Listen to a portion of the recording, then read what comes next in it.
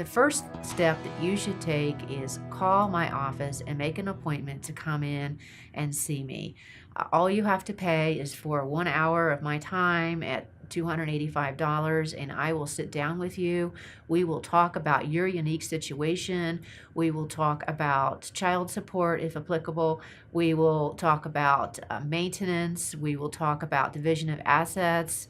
So get some legal advice. There's no further obligation to us if you decide to go elsewhere or you ultimately reconcile, but go in and get some legal advice so you know what your rights are.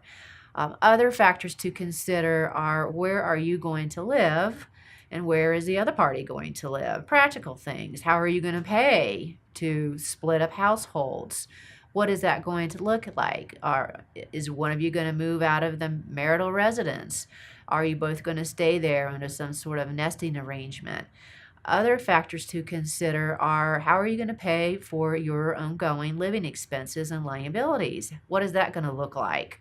How are you going to pay for the mortgage? How are you going to make the minimum credit card payments?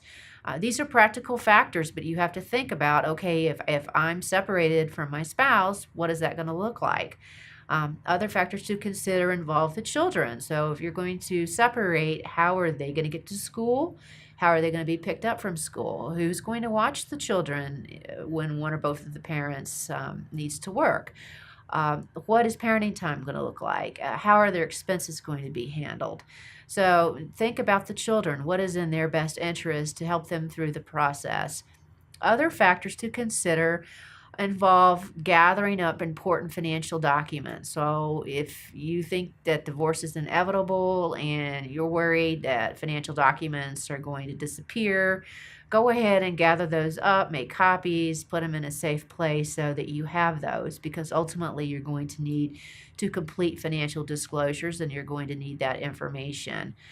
Other factors to consider when divorce becomes inevitable is your personal safety. Are you concerned about your personal safety? Is there a history of domestic violence? Perhaps you've never reported it, but it's out there. How is your partner going to react if you say you want a divorce? So if you think you need a protection order, come in and see me and we will talk about that. Your personal safety is very important. So there's a lot of moving parts. If you think divorce is inevitable, it's important to get legal advice, even if you ultimately don't need to use an attorney.